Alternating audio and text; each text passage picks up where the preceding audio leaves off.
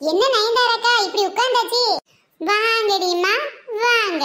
உங்களை தான் தேடி உங்க வீட்டு பக்கம் போயிருந்தேன். என்னக்கா இது, நம்ம தேடி போனாங்களா? என்னவா இருக்கும்? எனக்கு என்னது தெரியும், நானும் உன் கூட தானே இருக்கேன், அவங்ககிட்ட தான் கேட்டா தெரியும். அங்க என்ன குசு குசு, இங்க வாங்கடி. என்னக்கா உங்க வீட்டுல சம்மந்தியே வந்திருக்காங்க, இப்படி வந்து வெளியில உட்கார்ந்துருக்கீங்க? ஆட போடி, சம்மந்தியும் என் மருமகளும் சேர்ந்து அடிக்கிற கூத்த வீட்ல இருந்து பார்க்க முடியாம தான் வெளியில வந்திருக்கேன். எப்பா எப்பா சப்பா சப்பா. என்னடி சின்ன பொண்ணு, 4 நாளா வெளியிலேயே பார்க்க முடியல ஆள. ஏக்கா உங்களுக்கு கதை தெரியாதா? சின்ன பொண்ணு வீட்டுக்கு அவ நாத்தனார் வந்திருக்கல்ல, சின்ன பொண்ணுக்கு அப்ப வேலை அதிகமா இருந்திருக்கும். அதை ஏன் கேக்குறீங்க? நொந்து நூடுல்ஸ் ஆகி வெந்து வேதனைப்பட்டு போயிட்டேன். எக்கா நான் எவ்வளவு சிக்கனமா குடும்பம் நடத்துறேன்னு உங்களுக்கு தானக்கா தெரியும். ஆமா ஆமா, எங்க எல்லாருக்குமே உன் சிக்கனத்தை பத்தி தெரியும். என் வீட்டுல பச்சை தண்ணி கூட குடிக்க மாட்டேன்லக்கா. ஆமாண்டி, உனக்கு விக்கல் எடுத்தா கூட நீ என் வீட்டுல வந்துதான் தண்ணி குடிப்ப. காலையில காஃபியும் டிஃபனையும் என் வீட்டுல தானே சாப்பிடுற. மத்தியானம் கூட வீட்டுல சமைக்காம என் வீட்டுல தானே பழைய சோறா இருந்தாலும் சாப்பிடுற. பாத்தீங்களாக்கா என் வீட்டுக்கார பணத்தை எப்படி சிக்கனமா செலவு பண்றேன்னு? பாத்தியாடி, ஓசியில நம்ம வீட்டுல திங்கிறது மட்டும் இல்லாம இதுக்கு பேரு சிக்கன் வேற வச்சிருக்க. சமைக்க கறி அடிச்சு போய் தேரத்துக்கு ஒரு வீடா பார்த்து சோற தின்னுட்டு காலையில காப்பில இருந்து நைட்டு காப்பி வரைக்கும் அடுத்த வீட்லயே தின்னு கழிச்சவ நாத்தனார் வந்தோடனே பிட்டியலும் உடஞ்சிருச்சு போல. 3 பேரும் வீட்டுல சமைக்க வேண்டியதா போச்சுக்கா. வீட்டுல பச்சை தண்ணிய கூட காலி பண்ண மாட்டேன். 3 தடவை சமைக்கிறது உனக்கு கொஞ்சம் கஷ்டமா தாண்டி இருக்கும். என்ன பண்றது, நாத்தனார் வந்தா பண்ணிதானே ஆகணும். இதெல்லாம் மாமியார் வேற.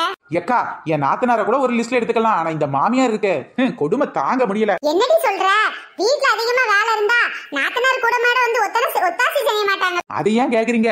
வீட்டுல கறி எடுத்து சமைக்கலான்னு பார்த்தா சரி கறி வாங்கி கழுவலாம் நினைச்சேன். என் நாத்தனாரு மதினி நான் உங்களுக்கு கொஞ்சம் ஹெல்ப் பண்றேன், இந்த கறி எல்லாம் கழுவி குக்கர்ல வைக்கிறேன்னு சொன்னா நல்லதா போச்சுன்னு 2 வேளை அவ தலையில கேட்டனா உனக்கு கொஞ்சம் லேசா தானடி இருக்கும். அவதிங்கிறதுக்கு தானே நீ ஆக்கி போடுற. அவ கூட மாட ஒத்தாசி செஞ்சா குறைஞ்சா போற. பாத்தீங்களாக்கா, உங்களுக்கு தெரிந்த விவரம் கூட என் மாமியாருக்கு தெரியல. அடியே மகளே, நீயே உன் வீட்டுல வேலை செஞ்சு அழுத்து போய் வந்திருப்ப, இங்க மைனிக்காரி வேலை வாக்கட்டும் நீ வந்து உட்காருன்னு கூட்டிட்டு போயிருக்காங்கக்கா கிச்சன்ல நிக்க நாத்தனார. பாத்தியாட்டி, இப்படித்தான் என் நாத்தனார் வேலை செய்யறேன்னு வந்தா கூட என் மாமியார் வந்து செய்ய விடாம கூட்டிட்டு போயிருவாங்க. இங்க மட்டும் என்னவாதான் அதே கதை தான் இங்கேயும். அடியாத்தாடி, இப்ப கூட என் நாத்தனார் வந்தா எனக்கு வேலை அதிகமா தாண்டி இருக்கு. கல்யாணம் முடிச்சு சம்பந்தம் கண்டவங்களுக்கு இந்த நிலைமைனா இப்பதான் சின்ன பிள்ளைல, அப்ப எங்களுக்கு என்ன நிலைமைன்னு பாத்துக்கோங்க. அப்புறம் நாத்தனார்லாம் ஊருக்கு இன்னைக்கு போயிட்டா ஜாலி தானே. என்ன ஜாலிக்கா, ஏன் ஜாலி முடிஞ்சு வச்சு போங்க. ஏன்டி இப்படி சொல்ற? இனிமே வீடு வீடா வாசில வாங்கி தின்னுக்கிட்டு நெஞ்சு நிமித்திக்கிட்டு தெரியலாம்ல. ஆஹா, நம் ராஜதந்திரங்கள் அனைத்தும் அனைவருக்கும் தெரிந்து விட்டதே. அப்படி தாண்டி நினைச்சேன், வீட்டுல எப்பவாது ஒரே ஒரு காய்கறி பிரியாணி மட்டும் பண்ணுவேன் பாத்துக்க. சரி, இப்ப அதனால என்ன? அதுக்காக ஒரே ஒரு கறி பிடிச்ச பிஞ்சு போன குக்கர் வச்சிருந்தேன்க்கா.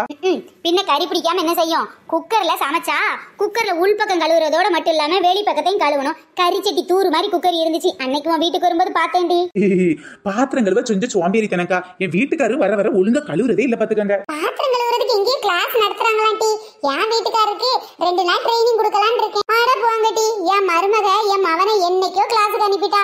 அவன் இந்த கிளாஸ்ல போய் பாத்திரம் கழுவுறது எப்படி அப்படின்னு படிச்சுட்டு வந்து இப்ப வீட்டுல சூப்பரா கழுவி போடுதாண்டி. என்னக்கா நீங்க இருக்கும்போது உங்க பையனை கழுவ விடுறீங்க, நீங்க கழுவிட வேண்டியதானே? நானே இது வரைக்கும் என் வீட்டுல பாத்திரம் கழுவுனது இல்ல. என் வீட்டுக்காரர் தான் கழுவாரு. இப்ப என் மகன், அதனால இப்ப என்ன? அப்ப குடும்பத்துக்கு ஏத்த மருமகன்னு சொல்லுங்க. ஆமா, இவ மட்டும் வீட்டுக்கார வேலை வாங்காம வச்சிருக்க மாதிரி. ஆமா, அந்த குக்கருக்கு என்னாச்சுடி? வீட்டுக்கு வந்த நாத்தனாரு நல்ல விளக்கி போட்டு போயிட்டாளா? ஏக்கா அவ விளக்காம போட்டு போனா கூட எனக்கு கவலை இல்லக்கா.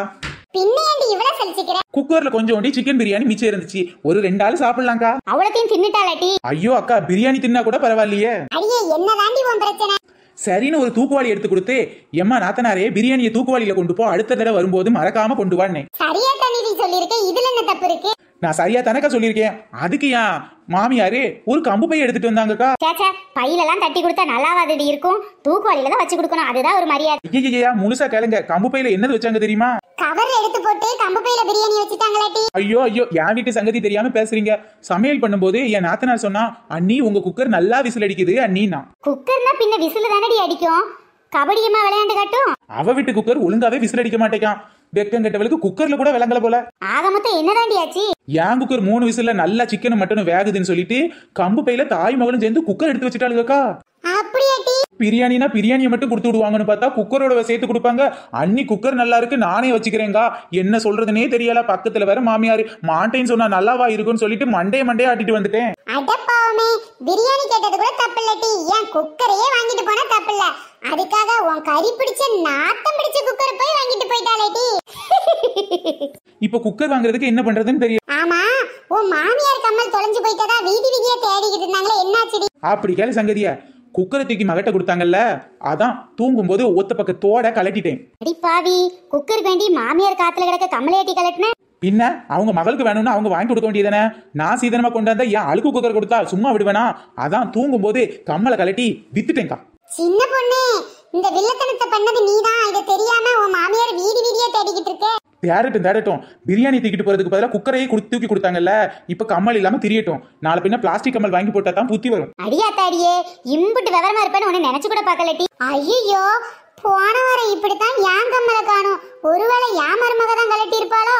சேச்சே, உங்க மருமக ஒன்னும் சின்ன பொண்ணு மாதிரி விவரமானவெல்லாம் கிடையாது. ஃப்ரெண்ட்ஸ், உங்க நாத்தனார் உங்க வீட்டுக்கு வரும்போது எந்த பொருள் ஆட்டை போட்டு போயிருக்காங்க அப்படின்னு சொல்லி கீழே உள்ள கமெண்ட் பாக்ஸ் சொல்லுங்க. பாய் ஃப்ரெண்ட்ஸ், நெக்ஸ்ட் வீடியோல சந்திக்கலாம்.